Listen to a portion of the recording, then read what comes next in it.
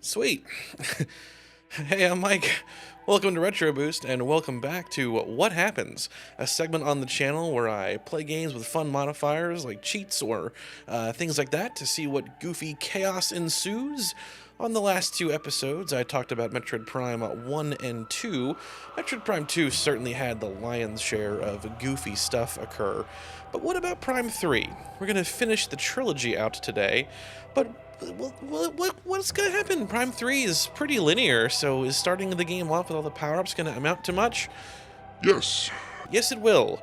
I've got 16 hours of footage to compress for this video because, yes, a lot of stuff happens when you start off Prime 3 with all the power-ups. Before we jump into that, though, a couple things. How's this being done? First of all, the method for cheats is Ocarina, a menu in USB loader that allows for cheats and things to be loaded in. Really cool whole program, USB loader in general. Lets you load games up with the 480p real-time patch. Wobbling Pixels has an amazing video going over that. Ocarina is also a part of that because some of the cheats are about graphical fidelity, which is really cool. So that's how I'm doing that. I'm also using the RetroTINK 4K Pro for the capture method. This is the first game I've played like in such length with the 4K Pro, which I got earlier last year.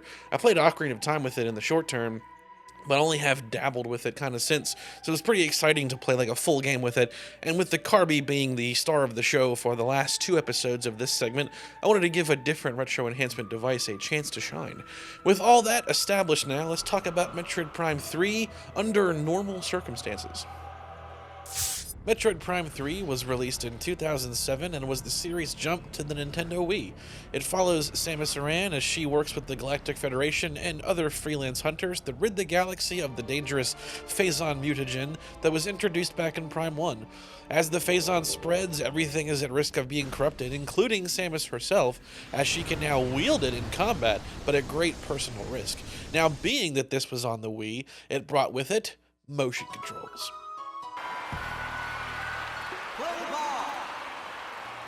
Oh, hey, man. Oh, Wii Sports. You're out. Always fun. Play safe, use the wrist strap. That's what it's there for. Avoid Wii-related trauma.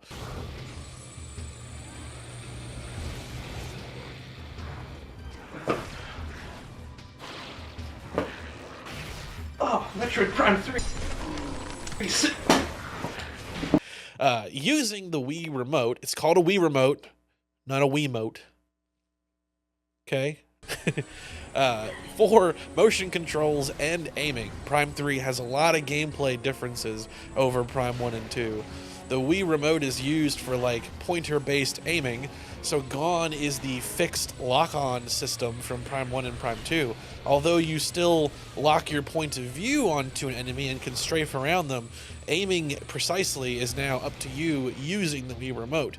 This frees up the possibility, though, to fire at multiple different points on a single target at once, or target other enemies while locked onto the first one. It's pretty interesting. They added these controls to Prime 1 and Prime 2 when they released the trilogy versions, which is pretty cool. Also added the spring ball to those games, which really lowered the difficulty of Prime 2 in doing so for a couple of those boss fights. I mentioned that in some live streams and stuff. It's pretty cool to experience that for yourself. If you want to experience Prime 2 in like a much easier format, the trilogy version is far simpler, weird aside. But other than aiming, motion controls are also used for a variety of like interactable mini games in the environment, for operating valves and levers and doing puzzles with the Wii remote and the nunchuck. Very cool stuff. Prime 3 also makes use of Samus's ship as part of the gameplay. Rather than just being a save point like prior entries, the ship can now be entered and moved between landing sites on planets, and moved between planets altogether. There are multiple planets that Samus explores in Prime 3, instead of just one like in the first two games, and the ship is the means of traveling between planets and locations within. Using the ship command visor, the ship can also be used to make bombing attack runs and lift cargo to solve puzzles in the world. Prime 3 is also the only of the original trilogy that doesn't have some kind of event where Samus loses a lot of her abilities at the start. Rather, it takes its cues from some of the 2D entries and just has Samus start out with some of her basic abilities. The Charge Beam, Space Jump, and Morph Ball bombs are all in Samus's default arsenal, with missiles and the Grapple Lasso being acquired very early on in the game. Also, the beam stacking system returns, seen most notably in Super Metroid. When you collect a new beam weapon, it overrides the previous, retaining the previous one's general traits but adding new ones. The reason for systems like this is because of the new Hyper Mode. Hyper Mode is a alternate state that Samus can enter where she utilizes her own energy. You burn an energy tank to activate this, to then wield Phazon against enemies. It's a risk-reward system because you're using your own vitality to fuel Hyper Mode, and Hyper Mode brings with it immense power to end small fights extremely quickly, also required for defeating bosses as they are only weak to Phazon-based weaponry, and with it, new Phazon equivalents of series staples like the super missiles are seen, and that's why the beam stacking system returned to accommodate the all-new weapons system that Hyper Mode brings with it, plus the general restriction of how they had to set up the buttons to work with the Wii Remote versus a standard controller. All that contributes to a very different gameplay style in terms of how combat is handled in Prime 3. Gotta be careful with Hyper Mode though, since it does utilize Samus's own vitality. In the early parts of the game, you're burning a pretty significant part of your health to enter and wield Hyper Mode. As the game progresses, this becomes a little more negligible, but brings with it a new risk in the form of a Phazon overload. If Samus remains active in Hyper Mode for more than a little bit of time, Phazon energy starts to rapidly increase, and if it exceeds your health bar's total, you will experience an instant game over, with Samus being fully corrupted. So, that's dangerous. Now that we've established all the basics, let's take a look at what happens if you were to start this game off with all of the power-ups. I can't start off with literally all of them, I'll explain that as we go on, but I am starting the game off with the huge majority of them, including the ship upgrades, which I'm sure won't cause any problems. Let's begin.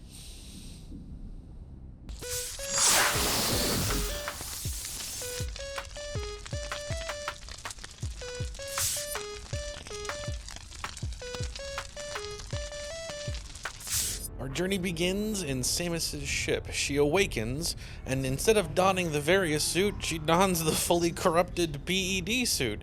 This is something that's normally given to you at the end of Act 1, and then becomes gradually further corrupted after defeating each main boss. But here, we're starting off at maximum corruption, as if we had just beaten the pirate Homeworld, the third major boss. Explains why she's waking up and having bad dreams. She's already, like, fully corrupted and compromised by Phazon radiation. We landed the Olympus's docking bay, and then at this point can get a better idea of what abilities we have and don't have. Well, for the most part. Some things we just can't test at this point, but we can see that we have the Nova Beam and full corruption. Hyper Mode should be available, but does not function with one energy tank. It won't let you burn the final energy tank that you have to activate it. Once we get the next energy tank later on in the prologue, Hyper Mode becomes an option, which it shouldn't be. In the entire prologue, you don't have that, so it's gonna be novel to use that in this sequence in particular. Also, we have the X-ray visor, so I was kind of immediately curious to start playing around with that, because this is an environment that you explore that you'd never have that in, much like with hyper mode. Looking around, I kind of wanted to see, well, the Federation troopers, you encounter them on Norion late in the game and on the Pirate Homeworld, so I wouldn't expect them to give us anything unique. These crew members of the ship, though, are unique to this early part of the game. Looks like he's getting ready for a full-scale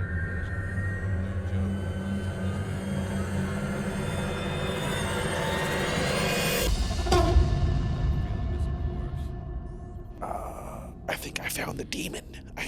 I found the imposter. What is going on? This one crew member, her eyes and mouth are like glowing. They're on fire. There's something trying to crawl forth from hell out of her face. What is the deal with that? Welcome aboard, Samus. Look, Claude, I found who's using your flesh. Alright, so maybe we gotta be careful with the X-ray visor. Demons abound, it would seem. Getting back on track, Samus meets up with the other hunters summoned by the Federation. One of them is a shapeshifter who pranks everybody by entering the room as Samus, causing some confusion.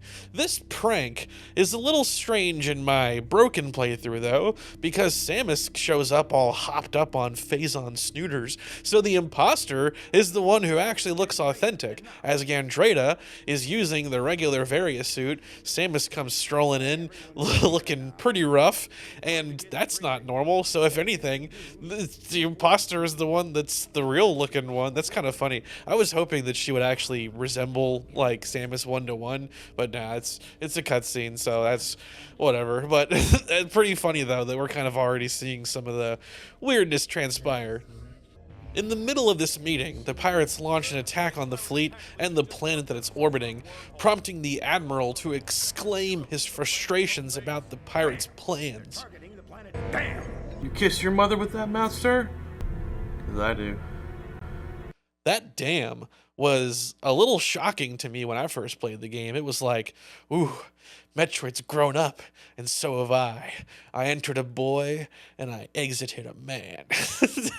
It's different, though. There's something kind of interesting about this whole damn thing, and the reason I decided to highlight it. So, it's different in other releases of the game. In the PAL version and things like that, that line's not there. It's only in the original NTSC version. When they released the Prime Trilogy version, they made that more akin to the content changes that the PAL version had, so damn is not in that version. You can only experience the Admiral's filthy language in the original NTSC version of Prime 3. That is quite funny. I wonder what spurred that. I mean, on the Richter scale of cuss words, that's like level 1, so it is funny that there was enough regret to remove it despite that. With the pirate attack underway, it's time for Samus to get back to her ship and down to Norion. Along the way, there's a sequence where some space pirates steal an energy cell, and a deadly game of hot potato ensues.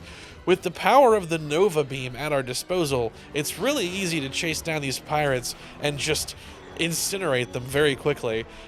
It seems like the game has taken this into account, that a eagle-eyed player may be able to drop these pirates before they can pass the energy cell successfully. So if you do kill them and there's other pirates in the room, they use the force and grab the energy cell from a distance. It's pretty funny because we're able to kind of deal damage and should be able to potentially collect that energy cell, but the game is like, no, they will cheat and they will use the force to pull it in. We also get the next energy tank during all this, which opens up hyper mode, finally. Also, we are faced with the first kind of situation of a branching path where we need to get the missile launcher, except that we don't, already got it. I can just immediately skip doing the little vertical climb in this room and go right to where the ship is. We also are faced with these shielded drone guys for the first time, which you could just plow through using the screw attack, which is an option later in the game the few times you can encounter them that way, but it's an earlier opportunity for us here now, make things more convenient, which is what the screw attack is all about, having it early. With the end of this sequence comes a mini boss fight against the Berserker Knight. Now here's the thing about this. I had the Nova Beam and I had the X-ray visor. So I was expecting to be able to end this fight instantly. When you collect the Nova Beam toward the pretty much the end of the game, it's very late, you unlock an ability in conjunction with the X-ray visor to see enemies' weak spots and just target them specifically. You can kill enemies like these big Berserker Knights in one shot with this ability. However, despite having those items here in the beginning of the game, it doesn't work. Very strange. So I have to fight this boss pretty much like normal. Hyper mode obviously makes it go quicker, but I still have to fight him mostly like usual. With the Berserker Knight defeated, it's time now to go to Norion. Now we're on Norion, the second half of the opening/tutorial sequence, and it is at this point that I finally realized to switch out microphones, to not use the one that had the green strap on it for filming in front of a green screen. It only took however long into the video this is, multiple days of shooting. We've made it, folks. So on Norion, Samus is finally boots on the ground. We're off the Olympus, and we are tasked with helping bring 3 generators back up to power so that the planetary defense system can be reactivated. 2 of these generators are up to Samus personally. The 3rd is taken care of by Rundus, one of the other hunters, which means Gore and Gandreda, the other 2, are basically worthless, but I bet they'll claim credit all the same. This is also where I discovered the plasma beam's welding feature doesn't work. If it had been working, we'd be able to collect one of the endgame energy cells right here during the opening of this sequence, but it does not work, much like the X-ray visor's critical shot feature also not working. Bummer. The area is under siege by space pirates, featuring numerous encounters with them. Having the Nova Beam and Hyper Mode as an extension makes it easy to shred right through them like tissue paper. The biggest encounter of which has you fight multiple waves of pirates, including their ships. Unfortunately, I was not able to recreate a Torvis screw attack moment like in the previous video because you just simply pass through these transports while using the screw attack. However, that's not the end of our utility for the screw attack. I had the thought. There's a sequence later on where you encounter Ridley. The first sequence Ridley is encountered is in these morph ball tubes where Ridley will crush the tube and try to bite at Samus, and you have to use the morph ball bombs to deal some damage and get past him. You can use the hyper ball to do this, which is a little bit easier to pull off than morph ball bombs because of its continuous damage, but let's hold on a minute. Can't we just use the screw attack to skip the entire thing? Well, let's find out. It seems like there's a lot of ways to get around this little pipe maze of sorts. Tried the right side, or the left side rather. I always get my left and right confused. Tried the left side first. No dice there. What about the middle? Well, let's try. Go right for the center.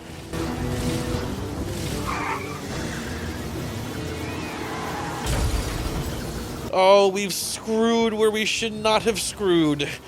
Oh no. That ain't good. If we listen closely, we can hear the screw attack is still firing off, even though we're jammed. Oops. Oh no. Well, there goes that. I guess time to reset, maybe? Well, if we could target a little bit. No dice. The camera goes a little bit nuts, but no dice. Oh no. Well, alright. That's a bummer. Should have known not to screw where those have not screwed prior, or are meant to screw. No good. I was able to eventually free myself from that, what looked to be a soft lock, but it led to a final soft lock where I got jammed up in the morph ball above the vent where you would exit this maze after the Ridley encounter. And that was truly the end, and a reset was necessary. Alright. Middle path, not good. Definitely avoided. What about the left path? Well, it took a couple of tries, but yeah, I was able to skip the whole pipe maze with, I keep calling it a maze, not really a maze. I was able to skip the pipe section with the screw attack. That was cool. There's no consequence to skipping it. It is worth noting that if you try to go back inside the pipes that you exit after fighting Ridley, the door just closes really quickly. I wasn't able to sneak back in, as I was hoping to see if I could trigger the second Ridley attack by doing that, but it wouldn't let me in. At the end of the Norion sequence, we do have a proper fight against Ridley. Ridley was absent in Metroid Prime 2 and is now back in force in Prime 3. You have 2 full boss fights against him, the first one here in the Norion sequence. You fight him falling down a gigantic shaft and have to take shots at his mouth at various points. You have to beat him quickly, though, because you're approaching impact as you fall. Well, okay, we have Hyper Mode, though. And Hyper Mode's risky because we've only got the 2 energy tanks, but it is big damage, and we can use that to get Ridley's health to 0 pretty quick. However, the fight doesn't end when his health hits 0. It ends when you get around 12,000 or so meters to go on the fall left before you. At that point, the fight will end so long as his health has been reduced to its end point. So that makes me wonder if it's even possible to bring his health down prior to the 12,000 meter mark under normal means. I don't know. Pretty interesting idea, though. So it isn't really about getting his health to 0, it's about getting his health to 0 once the fall gets deep enough. And I guess that has to do something with the cutscene that plays when Rundus saves Samus from falling further with Ridley, because it happens in the environment that is that 12,000 meters plus to go. Wild and weird. But that brings us to the end of the Norion sequence. After this portion is when Dark Samus attacks and corrupts the hunters and Samus with Phazon, which is when you actually unlock Hyper Mode. But we've had it all this point up to here. Now that Samus is awake and has the PED suit, Hyper Mode is given to us proper now. Our objective is to talk to the Aurora unit face to face on the Olympus, which brings with it another wacky X-ray visor moment. When you enter the Aurora unit chamber, you can scan the canister that the Aurora unit is in, and it tells you this is an opaque liquid that you can't see through. Except I can. With the X-ray visor, I can see through it, and I can see that there is no Aurora unit. They're pulling a fast one on us. Nothing is there. Everything is a lie. I'm starting to think that there are no Aurora units. How weird. No more demon faces, though. The objective that we get now is Samus needs to travel to the local planets in this sector and help expunge them of Phazon corruption. The other hunters were also given PED devices and have Phazon powers like Samus now has, and they were dispatched sooner because Samus was in a longer coma than they were. However, a lot of them aren't reporting back anymore, so on top of expelling the Phazon corruption from the local planets, Samus also needs to find out what happened to her hunter friends. Now, normally, you would go to planet Bryyo first. On the map, we can choose between Bryyo or Elysia. However, you cannot get into Elysia because you need the Hyper Ball to do that. But we've already got the Hyper Ball because I have most of the power-ups, so we can just do Elysia first, right? Well, we're gonna, but this came with the discovery of a very interesting quirk. An incredibly interesting side effect of skipping Bryyo is that Samus will never experience a Phazon overload. While exploring Bryo's fire area, Samus experiences the first Phazon overload in a cutscene, and after is constantly in danger of experiencing further overloads if she lingers in hyper mode for too long. But if Bryyo is skipped, or more specifically that room is skipped, that never happens. So skipping Bryyo Fire means skipping Phazon overloads as well, which is actually kind of a bad thing. Phazon overloads extend hyper mode. It's refilling your health bar at the danger of it exceeding the original amount, which causes a game over. But as long as you manage the overload, you can use hyper mode for longer. Having no overload means every hyper mode uses a fixed amount of energy every single time. I'm always going to burn up to a full energy tank. I'm never going to get more than that from energy tanks since I no longer get phase-on overloads. That actually kind of makes the game harder. It makes hyper mode even more risk reward than it was by default. Very weird and pretty cool, actually. If you thought that hyper mode was like too easy to abuse, well, here's a challenge run for you. Do it this way and skip this Bryyo fire room, and very different experience you will now have with this. So let's get on to Elysia, though. We'll do this one out of order. Beautiful Skytown. Skytown on Elysia is made up of a bunch of interconnected spires that you travel between through a variety of means, whether it be like making your own cable car system with the grapple beam, or using kinetic cannons, or just a screw attack, all kinds of things. Having a lot of our abilities as we enter this zone means that exploration is pretty flexible. Out of the gate, I was finding that I could use the melting ability of the plasma beam to open up some shortcuts and skip around seeker missiles as well, and also the grapple voltage. I ended up wandering myself to one of the late game areas called the Power Works, which is where the spider ball is, one of the last core power-ups you get during the game. So I got the spider ball out of the gate, which is pretty cool, but not good, because you need the boost ball to exit that area. So ended up kind of soft locking myself and had to reset. So I got to remember here, I don't have the boost ball. Not all power-ups were functional despite the cheats used. So if I'm going to explore Elysia properly, I'm going to need to get the boost ball. So I made a point to go get that, and I must say, having the screw attack at this stage makes navigation very convenient. The defense drone fight was certainly interesting. This is the boss that you get the boost ball from. It is tricky due to the lack of having phase-on overload, which means managing hyper mode is critical. Another quirk is I already have the grapple voltage, and this room houses one of the energy cells needed for the late game, so I went ahead and grabbed it during my fight with the defense drone. It's funny that works. You can just, take a break, and no, I'm gonna get this energy cell, you hold on, sir. So doing some treasure hunting and maximizing my time here in this room. So we got an energy cell and the boost ball, so now Elysia can be more fully explored. However, exploring things out of order certainly had some interesting consequences. As I was zipping around using fast travel methods that would normally only be unlocked after getting items like the plasma beam and the seeker missiles, one of the initial spires that I skipped houses one of the mini bosses, a steam lord. I went through this room the wrong way the first time.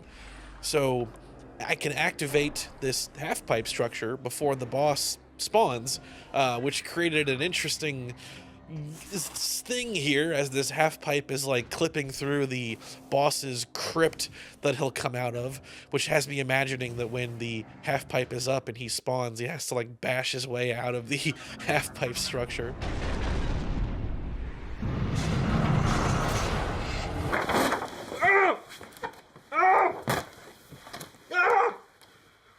Why was the half pipe up? Who put the half pipe up? Oh, Poor dude. Really weird fight too, because the X-ray visor also works. You do encounter a Steam Lord's late game after having the X-ray visor, so that makes sense. But this early one here, you normally wouldn't, and would have to wait for him to reappear in between his invisibility phases. But you can make very quick work of him already having the X-ray visor. So I cleaned up that boss fight on the way back, although I totally forgot that it even happened in that room until he spawned in. Very surprising situation, I'm sure, for everyone, because no one would have expected that half-pipe to be up at that point. After using the boost ball to visit the Aurora unit on Elysia, we are tasked with hunting down Gore so that we can use his plasma beam to make repairs across Skytown. As that feature doesn't work, despite possessing the plasma beam quite literally, as we can melt metal and stuff, but for some reason the circuit board repair thing doesn't work, like I mentioned before. You have to make your way back to the landing site to confront Gore, a trip made all the easier since we possess the Seeker missiles and can use a shortcut back as a result. Gore is fought at the first landing site and begins the confrontation by throwing Samus's own ship at her. The ship is damaged, the exit is blocked. Well, I mean, it would be, but we can melt that metal. So we can just leave the arena and leave Gore to his own devices. However, they saw ahead to this, I guess, and there is a security lock on the door. So I'm sure Gore was very confused why we were able to leave, but we can't totally leave because of that security lock. So, alright, back to the fight at hand, which is made all the easier having some weapons that we wouldn't normally have here, like hyper missiles, which deal very fast damage, quickly advancing the fight through each of its phases. Even the screw attack has some use here and deals decent damage, and was a way to have quite the stylish finish. Defeating Gore means we've reacquired the plasma beam and can now use the welding ability. After fixing up the Aurora unit's chamber, it's time to push further into Skytown. Normally, we'd have to head back to Bryyo to get the screw attack, but I'm already covered. I have it. We can just keep advancing to the next zone. Skytown East is where Samus needs to upgrade her ship to add the grapple functionality so that the ship can assemble multiple pieces around Skytown to form a bomb to use against the Leviathan seed. Well, we've already got the ship grapple, right? I mean, right? Well, it seems like with the plasma beam's welding function and the X-ray visor's critical ability, I've got it, but I don't got it. The ship grapple is there, but doesn't work until I recollect it. I do already have Seeker missiles though, so I can start to disconnect the wires for the second bomb component before I even get the ship upgraded. I'm sure there's no consequences to any of the things I'm doing right now, right? Right? I mean, right? I mean, right? This also means I can skip the research spire, which is where you get the Seeker missiles to begin with and encounter a bunch of Metroids. Skipping this area had a funny side effect of the Metroids there still being contained. None of them are seen flying around when you head back toward the main spire from the Xeno Research one. That'll only happen if you remove the energy cell inside the Xeno Research Spire, which frees the Metroids. An interesting little quirk, and probably not one of consequence, but it's hard to say. All of this skipping around, that or just the cheats straight up of having the ship grapple from the start of the game, or both, or all the above, did in fact break something. All of this skipping around came grinding to a halt when it came time to lift the second bomb component. That's right, the second, not the first. The first I lifted with no issue and collected like normal after getting the ship grapple. It was when trying to add the second bomb component to the mix that I was told the ship lacked the ability to do so, despite the fact that it's literally towing a bomb component at that moment. It's telling me, I can't do that, boss. You need to get an accessory. You literally are using that accessory as you tell me that, you pathological liar. Well, that's bad. That was the end of the game. That was like the soft lock to end all soft locks, because I had already saved the game post picking up the first bomb component. Not that it would have mattered, the whole thing is screwed anyway.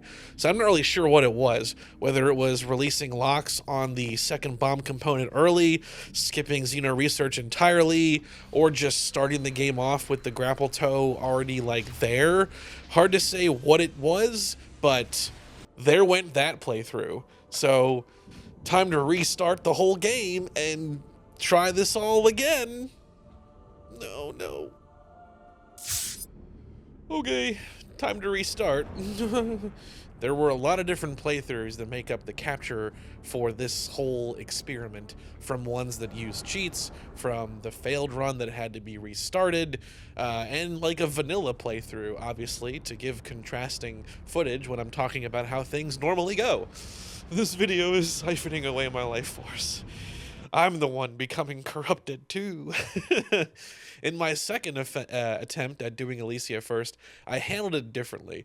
I made sure that ship missiles and the grappling tow were not enabled by Ocarina's cheat codes. That way, they weren't given to me from the game's start. So what I decided to do was make a quick pit stop at Bryyo and just beeline right to getting the ship missiles, and then from there, head back to Elysia and complete Elysia first and ignore Bryyo from that point forward. One funny quirk I noticed is on the way to get the ship missiles, the conversation about Samus's corruption still occurs, even though the first phase-on overload had yet to happen in that playthrough, so it's a funny little thing there. Not sure what you're talking about, Chief. I'm doing A-OK with my PED device. Also made a point to collect one additional energy tank while at Bryyo, but missed some others I could have gotten, being distracted by the thoughts of what could have caused that glitch with the grappling tow. So I continued to move forward with less energy tanks than you would normally have at that point in the game, which only meant that it was all the harder for me to deal with using hyper mode. When I returned to Elysia, I progressed back through the east side of Skytown, and this time I also made sure to go through it like you normally would, exploring Xeno research in its entirety and setting the Metroids free in the process. On my second attempt through this whole area, the ship grapple now worked properly. I was able to pick up that second bomb component after a lot of tension and fear to that not working. So now the game is officially back on. We have the progress restored and can continue moving forward. At the end of Elysia comes the boss fight against Helios, and again, like a broken record, this fight is pretty tough because of the limited application of hyper mode that I have, having no phase-on overloads, because bosses like Helios, these end area bosses, can only be harmed to be defeated fully with hyper mode, so budgeting it was extremely important. But now that Elysia is saved and Helios is defeated, what happens? Well, kind of what I hoped would happen. You get congratulated on freeing all of the planets in the sector from phase-on corruption, even though Bryyo is still very much in dire need of assistance, and we can move on to going to the pirate homeworld. Bryyo has not been saved, but we put on the paperwork that we saved it, and they're not auditing our paperwork, so we can move forward now to the pirate homeworld. But I do want to swing back before doing that and talk about Bryyo some. I visited Bryyo for the first time at different points across multiple files. In one file, I tackled Bryyo with all the power-ups first, as you would in a normal playthrough. In the main playthrough, I did not return to fully explore Bryyo until I was at the end of the pirate homeworld and on the search for more energy tanks that I had missed. Let's look at both visits as if they were the same one for just simplicity here. So I already mentioned how I skipped the room where the first phase-on overload occurs, but what else is going on with Bryyo? Well, firstly, there is some chaos created with enemy flags. In my main file, when I entered Bryyo Fire for the first time, after completing most of the pirate homeworld, this caused some confusion for the game, which combined the Reptilicus warriors and pirate troopers in the same room. They don't really work together, they just kind of all kill themselves in fuel gel. It's quite sad, really, but it is interesting to see a repeat of one of those quirks with the enemy encounters that I had in Prime 2 when the War Wasps and Pirate Troopers all spawned together in that portal room in Aegon Wastes. Normally, you'd be greeted by the pirates here after revisiting Bryyo Fire to destroy the generator for the first time, but in this instance, they're both here because the game is like, what is going on with your progression? The other part of Bryyo is Rundus. I fought Gore on Elysia, but you would normally be the second boss fight with him as far as the hunters go. Rundus is the first one that you fight in while exploring Bryyo Fire, the same path that you experienced the phase-on overload for the first time. That would have just happened to you. Rundus is a pretty simple opponent even under normal circumstances, but having some of these late game abilities just kind of accelerates an already short boss fight. One thing that kind of had me curious, though, was the grappling point.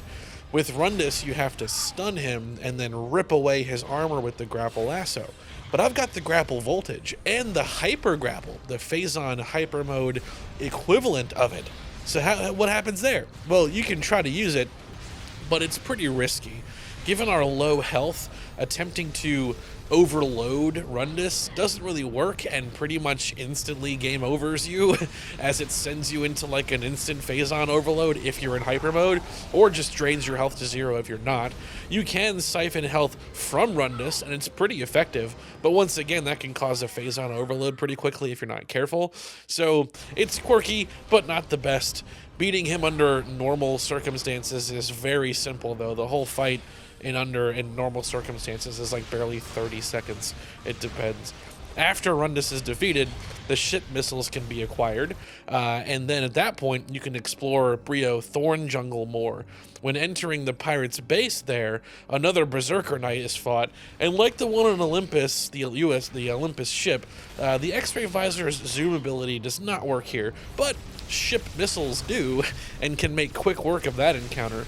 One thing that did work, very unexpectedly, is the boss fight against the Korak, a creature that I took note of having a phasite armored plate when he first appeared, and this one does work.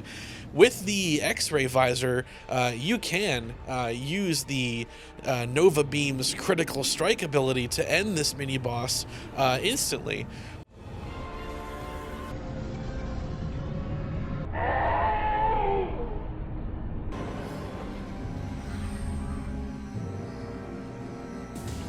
Which is really bizarre, because you would never encounter this boss fight in the late game like I did. Normally this is very early game. However, there it is, a boss that falls prey to the X-ray visor, even though you never fight one after having the X-ray visor.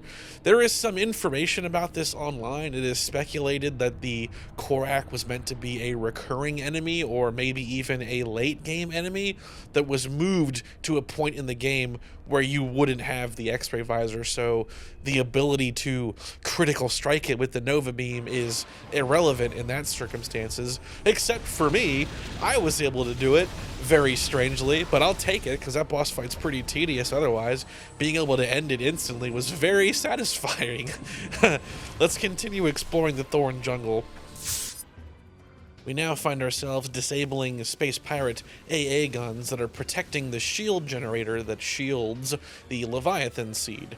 The second of which involves a tug-of-war of sorts between Samus and a bunch of Aero Pirates who keep trying to pull these levers back that expose the fuel cells in the turret. If all 3 levers are pulled, the fuel cells are exposed.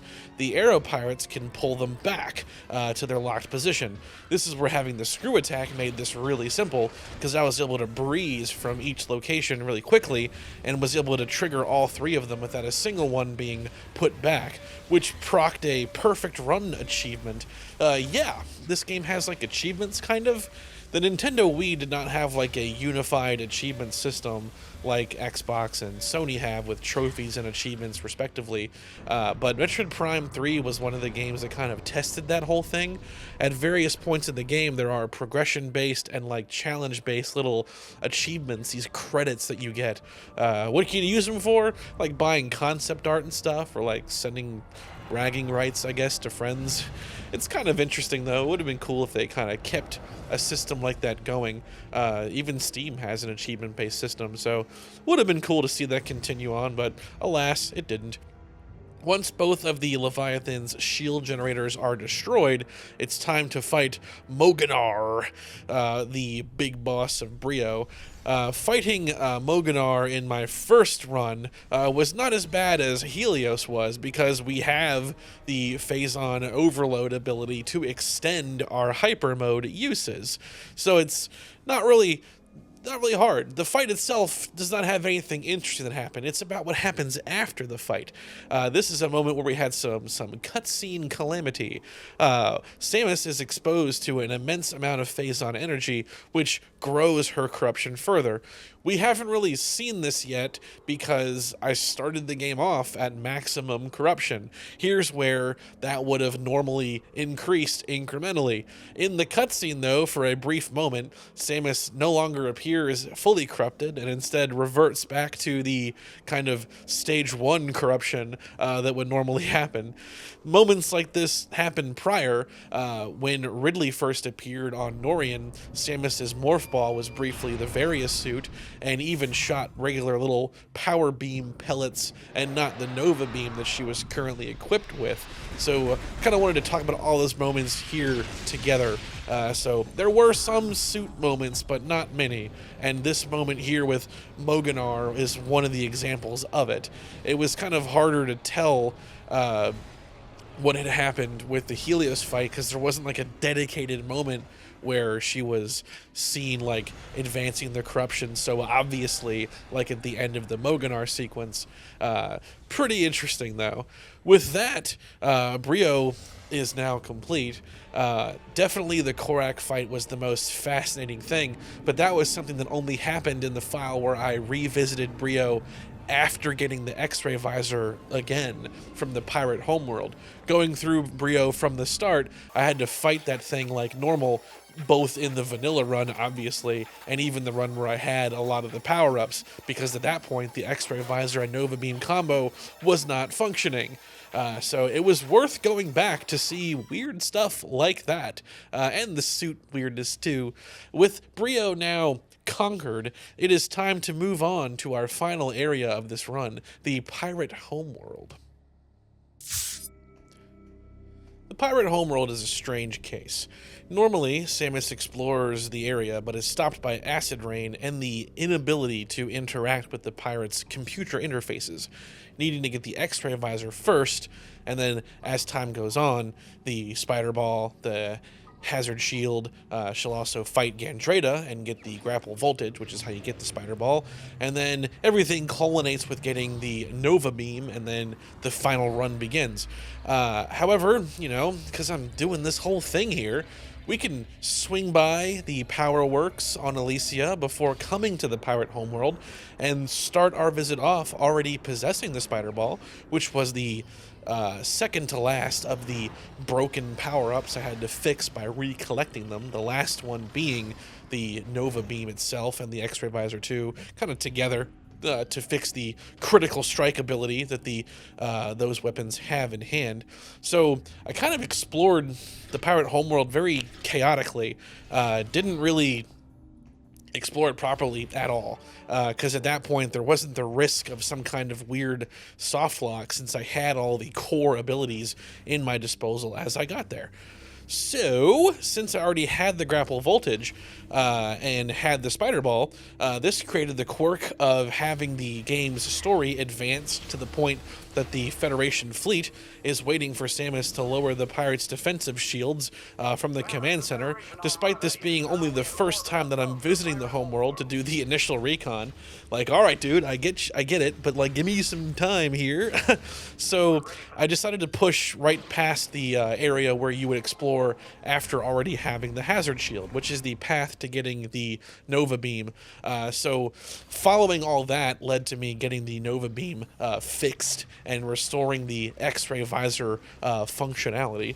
This meant, though, that I was able to complete the pirate Homeworld without ever touching down in the research sector where Gandreda is. And in this particular file, I also never explored Bryyo either. I only ever fought Gore. I like to imagine that there is some disappointment there from the two of them, Rundus and Gandreda, just kind of waiting around for Samus to show up. After fighting my way to unlocking the Leviathan seed, I decided now to double back and explore the area where Gandreda is.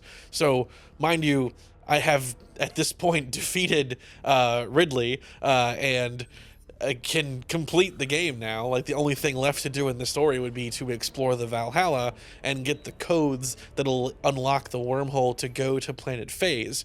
I've done all that, but Gandreda is still twiddling her thumbs in the research sector on the pirate Homeworld.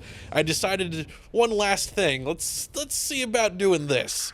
So I doubled back to where Gandreda is, because the Federation trooper that she's disguised herself as is still calling me incessantly, asking for help. I've been ignoring that call for quite a while, so landed there.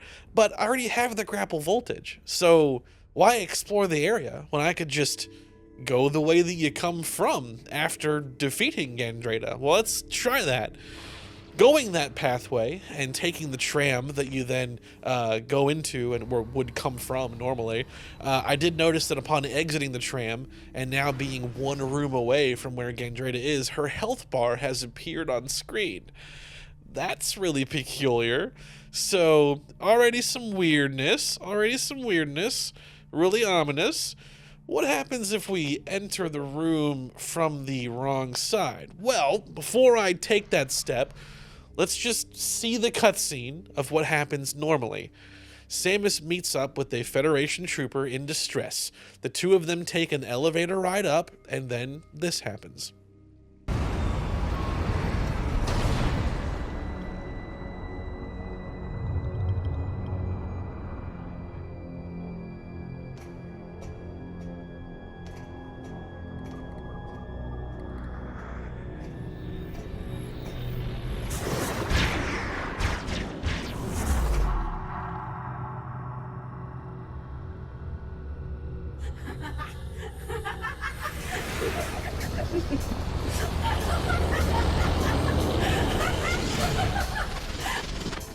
You know, you should never trust strangers, Sammy. This is gonna be fun. So now let's see what happens if we enter the room for the first time the other way.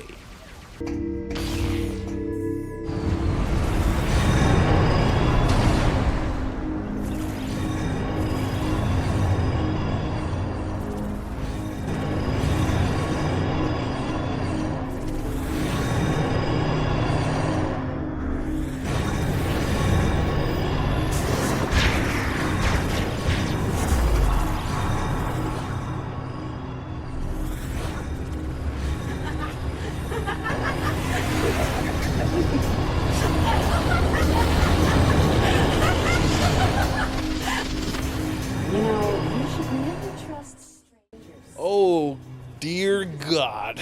All hell has broken loose. So, we need like an itemized list here for all the things that have gone horribly wrong. First of all, the cutscene plays out in fantastically weird fashion with a lot of invisible assets and things not being shown correctly. We got the elevator shaft exposed because I guess the elevator has not actually come up. Since we didn't enter the room the right way.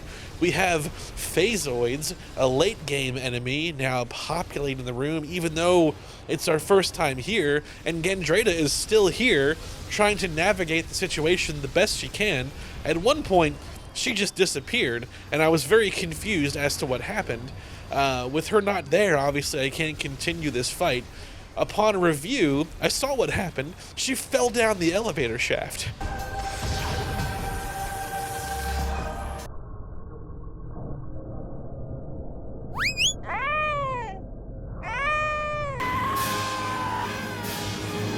What a tragedy. You gotta be careful. There's no guardrails there. This isn't an OSHA-compliant environment, the Pirate Homeworld, and she paid the price of that. Doing a little flippy flip, didn't quite make the jump, didn't quite stick the landing, and down she goes. Never to be seen again. We can go down the elevator too. It still works, even though it's a pit, but...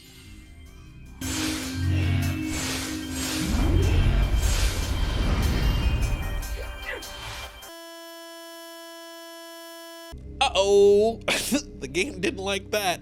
Hard crash. With that, our collection is complete. We've had soft locks, we've had glitched, hard failures where the game can no longer be progressed, and now we've done it. I've crashed the game. I've killed it in the most literal way that's possible to be done. Oh boy, do not enter that room from the wrong side, because holy hell, did everything fall apart. Ay, ay, ay. Well, that brings us to the end of our journey. I'm satisfied with all that has transpired. So that's what happens if you play Metroid Prime and start off with all of the power-ups. Quite the journey. A lot of things seen, a lot of things experienced, a lot of things broken. It was definitely worth pushing to the game's final area, the pirate homeworld there, because the Gandreda thing, like nothing else, was the most busted thing that happened by far, and I'm glad to have seen it. It was a lot of work getting this all together. 16 hours of game capture between the cheated versions and the vanilla run of the game to have contrasting footage. Lots of stuff done there. Lots of new skills applied as well. It's the first time I've done so much with a green screen. Hope you all enjoyed the video. It was a lot of work putting it all together, but very worth it indeed. I did not expect Metroid Prime 3 to be the one that would be the most broken with this process. Very surprising, and obviously I'm glad that I did it, because some of the stuff in this run was pretty incredible to see play out. But that's it for this one. Thank you so much for joining me on this segment of What Happens, and I will see you next time.